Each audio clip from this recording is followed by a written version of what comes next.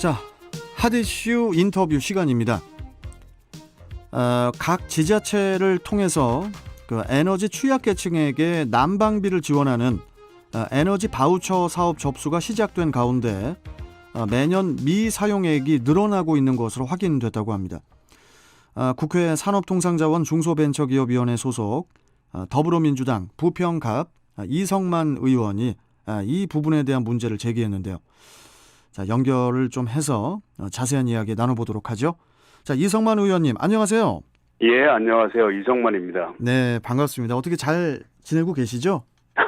예, 잘 지내고 있고요. 예. 이제 어저께로 해서 이제 국정감사를 전부 다 마쳤습니다. 아유, 진짜 고생 많으셨고요. 예. 자, 그나저나 우리 이성만 의원님, 네네.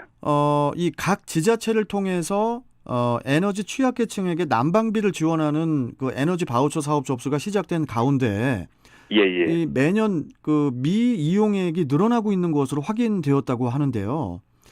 이 에너지 취약계층 사각지대를 해소해야 한다는 지적이 제기가 되고 있는데 이게 지금 네네. 어떤 그 내용입니까?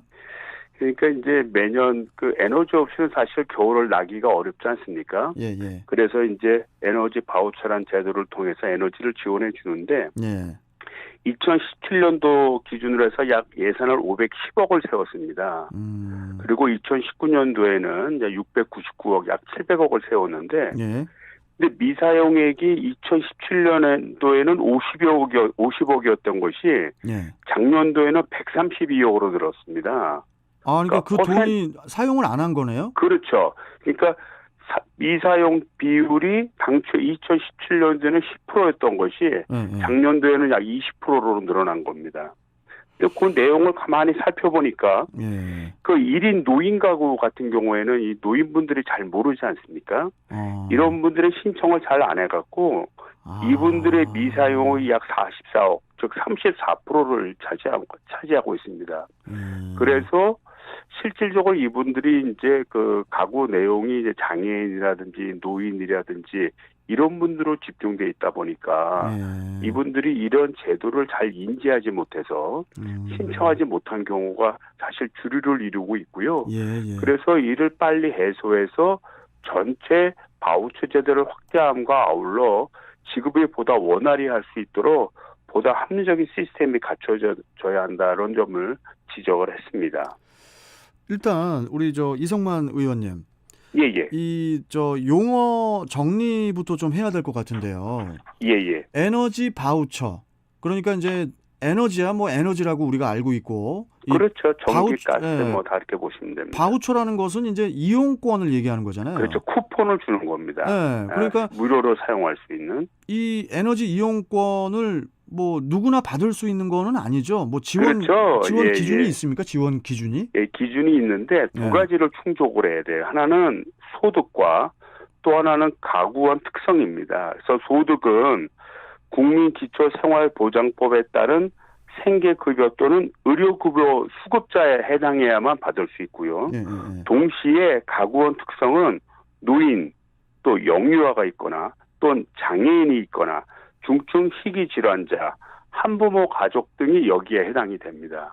그래서 둘 중에 하나의 조건이라도 만족시키지 못하면 그때는 에너지 바우처 제도를 받을 수가 없습니다. 예. 근데 가구원 특성을 보면 이제 뭐 노인이라든지 장애인이라든지 또 중증 희귀 질환자든지 이런 분들은 사실 굉장히 어려운 분들이고 때에 따라서는 사회적으로 소외된 경우도 굉장히 많거든요. 예, 예. 그러다 보니까 정보를 제대로 취득하지 못해서 정부가 하는 이런 서비스를 받지 못하고 있는 게 현재의 사실입니다. 우리 이성만 의원께서 이렇게 주장하셨더라고요. 단순히 그 소득 기준과 가구원 수를 기준으로 지원할 것이 아니라 네네. 주거 환경 등을 고려하는 실질적인 에너지 빈곤층 현황에 대한 파악과 통계 수립이 필요하다. 이렇게 이제 주장을 하셨는데 이 부분에 대해서도 좀 말씀해 주시죠. 이게 이제 어떤 얘기냐면 예. 이제 그 방세를 내는 경우에 예. 그러니까 이제 세 들어 사는 경우에 이미 그 세 안에 전기나 가스비가 다 들어가서 하는 경우가 있습니다. 예, 예, 예. 그러니까 이제 어려우신 분들이 쪽방 1인으로 사시는 경우에 예. 그냥 에너지 사용료 포함해서 월 뭐 40만 원 아. 이렇게 되면 거기서 에너지원이 얼마인지를 모르지 않습니까? 그렇죠, 그렇죠. 그리고 네. 그 에너지 사용료는 집주인에게 나오게 되거든요. 아. 그러니까 이분한테 적절한 에너지 소비량이 얼마인지를 산정할 수 없기 때문에 그렇네요. 이런 분들은 아까 얘기했던 소득이나 또는 가구원 특성에 해당된다 하더라도 아. 주거 형태가 이런 전기료 등 그 에너지 그 서비스에 대한 거를 집어내지 못하기 때문에 예. 결국은 그 혜택을 받지 못하는 그런 경우가 생깁니다. 그래서 이거 이런 지금 분들 이 의원께서 말씀하시는 이 부분이 되게 중요한 부분 같은데요, 지금. 오히려 더 어려우신 분들이 소외되는 경우가 있죠. 그러니까요. 왜냐하면 자기 집에 그 말하자면 전기 계량기조차 달지 못하는 그런 경우이기 때문에 그렇습니다. 아. 그래서 이제 이런 쪽방촌이나 또는 그 1인 가구 이렇게 세대로 사시는 분 같은 경우에는 그분들의 소득이나 이런 걸 판단을 해서 일괄적으로 얼마씩 지급하는 시스템도 굉장히 필요합니다. 네. 자, 그리고 의원님. 네. 그 지난해에 그 1조 원을 훨씬 넘는 임금이 그 중소기업 노동자에게 지급되지 않았다고 하더라고요. 예. 특히 1조 7천억이죠. 네, 그 지난해 발생한 임금 체불액이 1조 7,210억 원 중에 그 예. 30인 미만 중소기업에서 발생한 임금 체불액이 전체 73%인 그 1조 2,580억 원인 것으로 이제 확인됐다고 하던데, 예. 이 부분에 대해서도 좀 우리 이성만 의원께서 목소리를 좀 높이신 걸로 알고 있는데 좀 한 번 더 좀 짚어주시죠. 그래서 이제 임금 체불이 되면은 그 당사자뿐만 아니라 그 근로자의 가족까지 생계가 전부 다 막막하지 않습니까? 그렇죠. 그래서 이런 부분이 개선이 돼야 되는데 사실 이게 우리나라의 어떤 경제 구조적인 문제이기 때문에 더 심각합니다. 그러니까 30인 미만 중소기업이 73%를 차지하고 있는데 이들 기업이 대부분 한계 기업이에요. 그러니까 즉 열심히 기업에 돈을 벌어도 이게 인건비를 충당하기 어려운 겁니다. 그 원인이 여러 가지가 있는데 이 코로나 등 어떤 경기적인 문제로 일시적인 상황이라고 한다면 그때는 정부가 좀 도와주면 될 수 있겠죠. 그렇죠. 예. 반면에 이게 그렇지 않고 이 기업 내용 자체가 그냥 인건비, 이거 속된 말로 얘기해서 인건비 따먹는 사업인데 상황 여건이 구조적으로 안 되는 것. 이런 사업장들도 다수 있다는 겁니다. 그래서 이런 경우에는 정부가 정책을 실현해서 이 무리하게 한계 기업을 살려가는 것은 오히려 이런 임금 체불이라든지 경제적으로 더 큰 문제가 생길 수 있기 때문에 빠른 업종전을 유도한다든지 또는 해당 산업에 대한 투자를 통해서 노동 생산성을 높여야 되는데 그렇죠. 이런 거에 대한 어떤 정책적인 어떤 판단과 지원이 그렇게 활발하게 이루어지는 것 같지는 않아요.